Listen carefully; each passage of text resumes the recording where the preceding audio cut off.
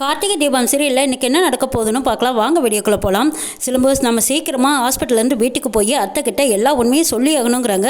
ஆமாங்க, சரி வாங்க போகலாம் அப்படின்னு கார்த்திகும் மயிலும் அங்கேருந்து கிளம்பி போகிறாங்க. வீட்டுக்கு வந்ததும் மயில் வீட்டில் இருக்கிறவங்க அத்தனை பேர்த்தோட பேரையும் கூப்பிட்டு பார்க்குறாங்க. ஒருத்தர் கூட காணுமேப்பா, எங்கே போயிருப்பாங்க? ஒருத்தர் வெளியில் போயிருந்தாலும் மற்றவங்களாம் வீட்டில் தானே இருக்கானோ, ஒருத்தரையுமே காணுமேங்கிறாங்க. சரி எதுக்கும் நான் ரேவதிக்கு ஃபோன் பண்ணி பார்க்குறேன்னு மயில் ரேவதிக்கு ஃபோன் பண்ணுறாங்க. ரேவதி ஃபோன் அட்டன் பண்ணதும் மயில் கேட்குறாங்க, ஏமா எங்கே இருக்கீங்க எல்லாரும்? ஒருத்தர் கூட வீட்டில் காணுமேங்கிறாங்க. மாமா நாங்கள் எல்லாருமே ஹாஸ்பிட்டல் இருக்கிறோங்கிறாங்க. ஏதோ ஹாஸ்பிட்டல் இருக்கிறீங்களா? யாருக்கு என்னாச்சுன்னு கேட்குறாங்க. மயமா நீங்களும் கிளம்பி ஹாஸ்பிட்டலுக்கு வாங்க, வந்ததுக்கு அப்புறம் தான் என்ன நடந்ததுங்கிறது உங்களுக்கு தெரியும்னு சொல்லி கூப்பிடுறாங்க ரேவதி. அப்படியா, சரி வரம்மா அப்படின்னு சொல்லிட்டு மயில் கார்த்திகிட்ட சொல்கிறாங்க. ஹாஸ்பிட்டல் வர சொல்லியிருக்காங்கிறாங்க. அப்படியா, யாருக்கு என்னன்னு தெரியலையே, சரி கிளம்பி போகலாம் அப்படின்னு சொல்லிட்டு கிளம்புறாங்க. கார்த்தியும் மயிலும் ஹாஸ்பிட்டலுக்கு வந்து பார்க்குறாங்க. அங்கே வந்து பார்த்தா அங்கே மாயா படுத்து கிடக்குறாங்க. சாமுண்டீஸ்வரி மாயா கிட்ட சொல்கிறாங்க, என்னதான் இருந்தாலும் நீங்கள் இப்படி பண்ணியிருக்க கூடாது, ஊருக்காரங்க என்னதான் பேசியிருக்கட்டும், நீங்கள் இப்படி ஒரு முடிவு எடுத்திருக்க கூடாதுன்னு சாமுண்டீஸ்வரி மாயாவுக்கு ஆறுதல் சொல்லிட்டு இருக்காங்க. இங்க மயில் பார்த்துட்டு, என்னது கேடு கிட்ட பொம்பளையை பத்தி நம்ம அத்தை கிட்ட சொல்லலாம்னு பார்த்தா இந்த பொம்பளை என்னடானே இப்படி வந்து படுத்திருக்காளேங்கிறாங்க. மாயா சாமுண்டேஸ்வரியிட சொல்றாங்க, என்னையும் மகேஷையும் ஊர்ல இருக்கிறவங்க தப்பா பேசினா என்னால எப்படி பொறுத்துக்க முடியும்? மகேஷை நான் என் பையன் மாதிரி தான் பார்த்துட்டு இருக்கேன். கல்யாணம் நடக்க போகிற நேரத்தில் எங்கள் ரெண்டு பேர்த்தையும் இப்படி சேர்த்து வச்சு பேசினா கல்யாணம் நிற்குமே, பாதிக்கப்படுமேங்கிறாங்க மாயா.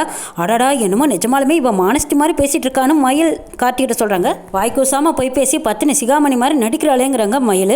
நீங்கள் கொஞ்சம் நேரம் பேசாமல் அமைதியாக நில்லுங்க அப்படிங்கிறாங்க. கார்த்திக்கு வந்தபடி பேசிகிட்டு இருக்காங்க. இதெல்லாம் நான் எப்படி தாங்கிக்குவேங்கிறாங்க மாயா. நாங்கள் ஏழையாக இருந்தாலும் மானத்தோட வாழ்கிறவங்க இப்படியெல்லாம் தப்பாக பேசினா நாங்கள் எப்படி பொறுத்துக்குவோம் சொல்லுங்கள் மேடம். அதனால தான் மனசு தாங்காமல் விஷத்தை குடிச்சிட்ட மேடம்ங்கிறாங்க. ஐயோ சிலம்பு, இதெல்லாம் என்னால் கேட்கவே முடியல. என்ன அவள் குத்துன மாதிரியே நானும் அவளை குத்துனா தேவலை போல இருக்குங்கிறாங்க மயில். கிளம்ப கொஞ்ச நேரம் அமைதியை நிலங்க, இன்னும் என்னெல்லாம் சொல்றாங்கன்னு பார்க்கலாங்கிறாங்க. சாமுண்டேஸ்வரி சொல்றாங்க, ஆம்பளைங்களே இப்படித்தான் ஒழுக்கத்தை பத்தி தப்பா பேசினா தான் இவங்க எல்லாத்தையும் மூலையில உட்கார முடியுங்கிறக்காகத்தான் இப்படி நம்மளை பத்தி தப்பா பேசுவாங்க. ஆல்ரெடி உன் புருஷனை இழந்தவன் நீயே, அதனால உன்னை பத்தி இப்படித்தான் தப்பா பேசுவாங்க. அதெல்லாம் பெருசா காதுல போட்டுக்காம இப்படி கோலத்தனமாவெல்லாம் முடிவெடுக்காத. நம்ம பாட்டுக்கு நம்ம போய்கிட்டே இருக்கணும். லேடிஸ் நம்ம தான் தைரியமா இருக்கணும், இல்லைன்னா ஏறி போட்டு முதிச்சுக்கிட்டு போய்கிட்டே இருப்பாங்கன்னு சாமுண்டேஸ்வரி சொல்லவும், அடடா இந்த அத்தையை பத்தி நம்ம எவ்வளவு உயர்வா நினைச்சிட்டு இருந்தோம், இவங்க என்னடானா அந்த பொம்பளையோட ஒரிஜினல் கேரக்டர் தெரியாம இப்படி முட்டாளா இருக்காங்களேன்னு மயில் வெளியே சொல்ல முடியாம தவிக்கிறாங்க. மேடம், இன்னும் கொஞ்ச நாளில் மகேஷ்க்கும் ரேவதிக்கும் கல்யாணம் நடக்க போகுது. இந்த மாதிரி நேரத்தில் இப்படி ஒரு தப்பான விஷயம் கேள்விப்பட்டா கல்யாணமே நின்று போயிடுமே. கல்யாணம் நின்று போயிட்டா என்ன செய்யறதுன்னு மாயா நீலுக்கு நீர் வடிச்சுக்கிட்டு அழுகுறாங்க. ஐயோ ஏன் மாயா நீங்க இப்படி எல்லாம் நினைக்கிறீங்க? இந்த 2 நாளைக்கு முன்னாடி கூட இந்த டிரைவரையும் நம்ம ரேவதியும் செவத்துல எழுதி வச்சு அசிங்கப்படுத்தினாங்க.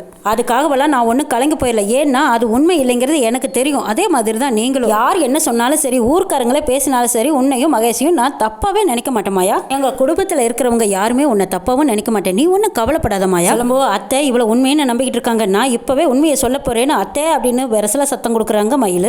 கார்த்தி பின்முதுக தட்டி விடுறாங்க. கொஞ்சம் அமைதியாக இருங்க, பொறுமையாக இருங்க, என்னதான் நடக்குதுன்னு பார்க்கலாங்கிறாங்க. என்ன மாப்பிள்ளை, என்ன சத்தம் பெருசா இருக்குதுன்னு கேட்குறாங்க சாமுண்டேஸ்வரி. இல்லை இவங்க இவ்வளோ ஒரு அப்பாவியா இந்த ஒரு சொல்லுக்கே தாங்க முடியாம விஷம் குடிச்சுட்டாங்களே. ஐயோ பாவம், இவங்களை இப்படி நினைச்சிட்டமேன்னு நான் அதை தான் சொல்ல வந்தேங்கிறாங்க.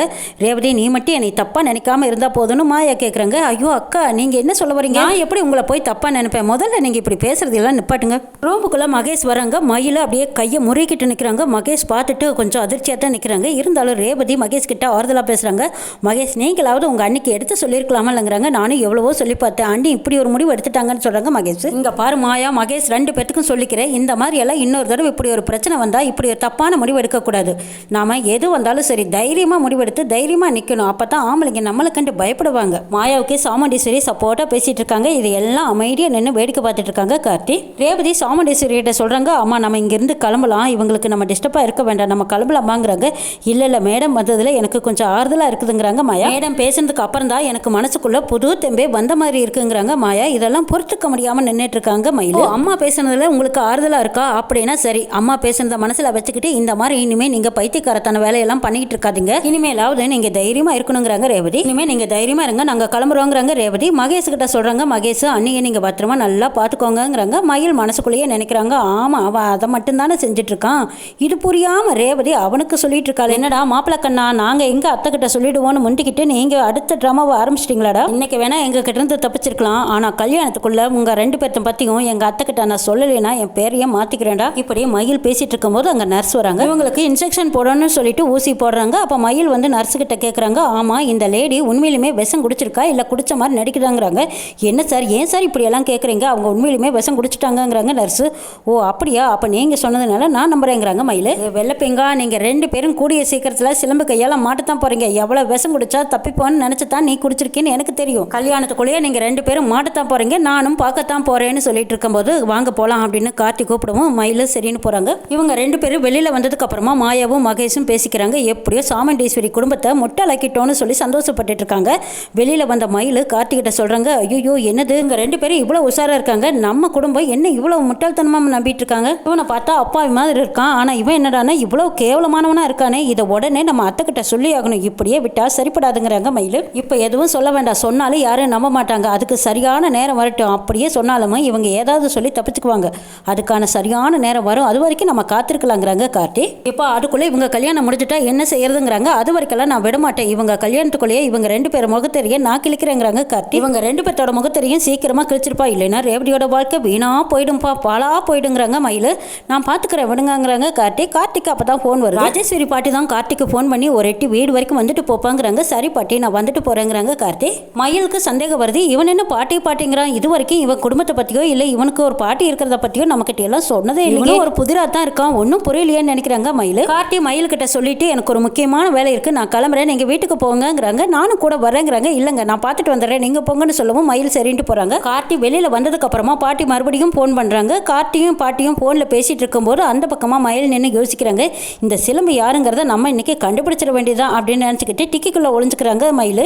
கார்த்தி நேராக ராஜேஸ்வரி பாட்டி வீட்டுக்கு வந்துடுறாங்க. பாட்டியும் கார்த்தியை எதிர்பார்த்துட்டு இருந்தாங்க. கார்த்தி வந்ததும் அடடா வாப்பா வா, வந்து தாத்தாவா பாருங்கிறாங்க. தாத்தாவுக்கு என்னாச்சு பாட்டிங்கிறாங்க. வாப்பா வந்து பாருவா அப்படின்னு ரூம்குள்ளே கூட்டிகிட்டு போகிறாங்க. தாத்தாவுக்கு உடம்பு சரியில்லை, டாக்டர் வந்து செக் பண்ணிட்டு இருக்காங்க. பாட்டி தாத்தாவுக்கு என்னாச்சுன்னு கார்த்தி கேட்குறாங்க. என்னன்னே தெரியலப்பா, காலையில் எழுந்திரிச்சதும் நெஞ்சு வலிக்குதுன்னு சொன்னாங்க, அதனால தான் எனக்கு என்ன பண்ணுறதுனே தெரியல. உடனே டாக்டருக்கெல்லாம் ஃபோன் பண்ணி வர சொல்லிட்டேன். சரி உனக்கும் ஃபோன் பண்ணி வர சொல்லிடலான்னு தான் உனக்கு ஃபோன் பண்ணிட்டேங்கிறாங்க பாட்டி. இவருக்கு என்னாச்சுன்னு கேட்கவும் இவருக்கு மயில் அட்டாக் வந்திருக்குதுங்கிறாங்க. இதை கேட்டதும் ராஜேஸ்வரி பாட்டி அதிர்ச்சி அடைகிறாங்க. ஐயோ ஆட்டி அவருக்கா அப்படிங்கிறாங்க. ஆமாம், இவருக்கு இனிமேல் எந்த ஒரு விஷயத்தையும் அதிர்ச்சி ஆகிற விஷயத்த நீங்கள் எதுவும் சொல்லக்கூடாது, இவங்கள பார்த்து பத்திரமா வச்சுக்கணும், நல்லா தூங்கி எந்திரிக்கட்டும், ரெஸ்ட் எடுக்கணும், அதிர்ச்சியான விஷயங்களெல்லாம் சொல்லிடாதீங்கிறாங்க. நான் எழுதி கொடுக்குற மருந்து மாத்திரையெல்லாம் ஃபாலோ பண்ணுங்க, அவர் கூடிய சீக்கிரம் குணமாயிருவாங்கன்னு டாக்டர் சொல்கிறாங்க.